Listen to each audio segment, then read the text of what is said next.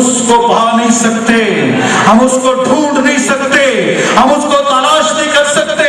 लेकिन मेरी किताब, मेरा मजहब और मेरी सोच और मेरा मसीहा और मेरी ये बाइबल ये कहती है कि इब्ने आदम खोए हुओं को ढूंढने और तलाश करने आया है।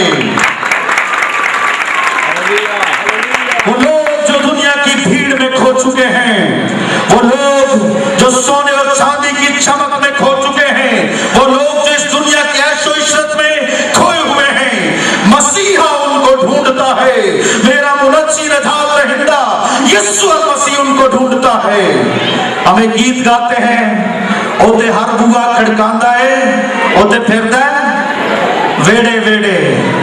उसने किताबे मुकद्दस में ये फरमाया, देख मैं दिल के दरवाजे पर, तेरे दरवाजे पर खड़ा हुआ खटखटाता हूँ।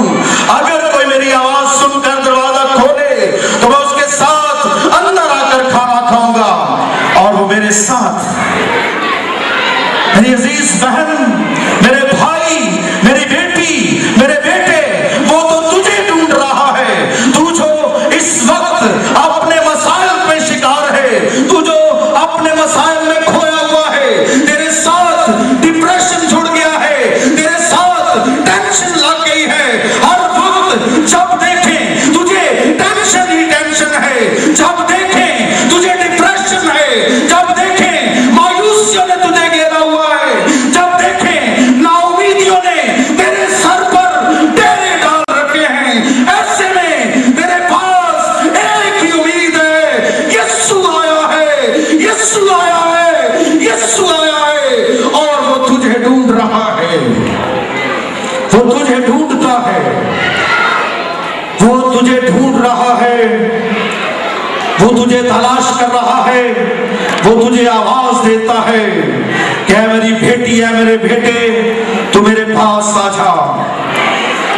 एक वक्त था उसने, जब वो किसी को ढूंढ लेता है, जब कोई उसके पास आ जाता है तो फिर वो उसकी काया पलट देता है। आपको ये बताना पसंद करूंगा, तारीख में कभी कोई ऐसा शख्स नहीं हुआ जिसने जिंदगियों को बदल दिया हो। लोग कहते हैं फलां बदल गया, फलां बदल गया, बाइबल बदल गई, लेकिन हम ये कहते हैं कि ये किताब नहीं बदलती, बल्कि ये किताब जिंदगियों को बदल देती है। मेरा मसीहा जिंदगियों को बदल देता है और जब उसकी मुलाकात किसी से हो जाती है तो वो जिंदगियों को तब्दील कर देता है। उसकी मुलाकात एक बार सामरिया की एक बदकार औरत से हुई। सामरिया की बदकार औरत को उसने ढूंढा और वो औरत जो गुनाह से दागदार थी, जिसकी जिंदगी में गुनाह था, उसने उसके गुनाह को धोकर पाक और साफ कर दिया। उसने ज़काई को ढूंढा जो दौलत की हवस में खोया हुआ था। आज कितने लोग हैं जो अपनी दौलत में खोए हुए हैं, उनको खुदा की फिक्र नहीं है, वो खुदा को कुछ नहीं समझते। वो तो कहते हैं मैं अपने जोरे बाजू से सब कुछ कर सकता हूं, लेकिन हम ये कहते हैं इस कायनात का बादशाह सिर्फ और सिर्फ खुदा कादिर है और कोई इस कायनात का बादशाह नहीं है। वो कल भी इस रूए जमीन पर सल्तनत करता था और वो आज भी इस रूए जमीन पर सल्तनत करता है। वो आपको ढूंढता है। उसके आने का मकसद ये है कि वो आपको निजात दे दे, गुनाहों से निजात मिल जाए, नापाकियों से निजात मिल जाए, शैतानी ताकतों से निजात मिल जाए, मलामत से निजात मिल जाए और खुदा के गज़ब और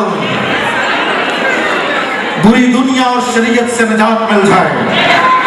मेरे अजीजों, खुदा यीशु मसीह के आने का दूसरा मकसद भी बयान किया चाहता हूं। हम ये कहते हैं कि खुदावन यीशु मसीह खुदा का बेटा है और तजस्सुम का फलसफा ये है कि खुदावन यीशु मसीह जो कलमा है, जो हकीकी कलमा है खुदा का तकवीनी कलमा है, वो कलमा मुजस्सम हुआ है। जरा गौर से सुनिए, 10-15 मिनट और मुनादी करूंगा, मेहरबानी से गौर से सुने। हम ये कहते हैं कि कलमा मुजस्सम हुआ है, खुदा का कलाम उसके मुंह से निकला है और वो कलमतुल्लाह कहलाया है। वो खुदा का कलाम जो उसके मुंह से निकला है वो इस जमीन पर आया है।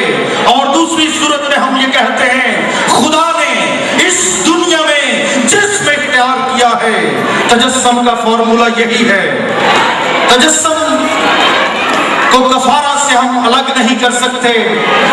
खुदा यीशु मसीह इसलिए इस दुनिया में आया ताकि मेरी और आपके लिए कुफारा दे, मेरे और आपके लिए कुर्बानी दे, मेरे और आपके लिए निजात का एहतमाम करे।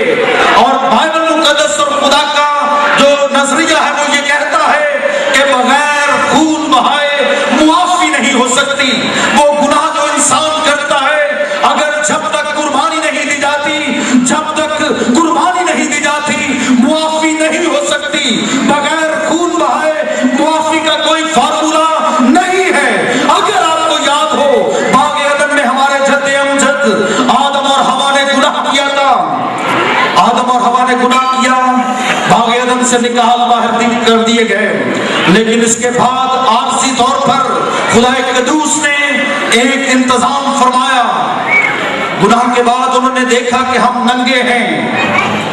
जब जिंदगियों में गुनाह आ जाता है, जब जिंदगियों में नापाकी आ जाती है, तो फिर हम बिल्कुल नंगे हो जाते हैं। वो इंसान जो गुनाहों के अंदर जिंदगी बसर करते हैं वो बिल्कुल नंगे हो जाते हैं। वो तो नंगे इंसानों की तरह है। और फिर खुदा कदूस ने क्या किया, अगर आपको याद हो, एक बर्रा लिया, एक बछड़ा लिया, एक बकरा लिया और उस बकरे को ज़बह किया, उसकी कुर्बानी दी और उसका खून बहाया। और उस खून बहाए जाने के सबब से उनके चमड़े को लेकर आदम और हवा को उनके नंगेपन को ढांप दिया गया। लेकिन ये एक आरजी इंतजाम था, एक आरजी इंतजाम था। हम खुदा कदूस का शुक्र करते हैं कुर्बानियों के निजाम के लिए। खुदा कदूस ने एक वक्त में कुर्बानियों का निजाम मुकर्रर किया। सरदार कहनों को, खसूसन हारून को यह हुक्म दिया गया कि जब वो अपनी उम्मत के लिए एक बर्रा लेकर आता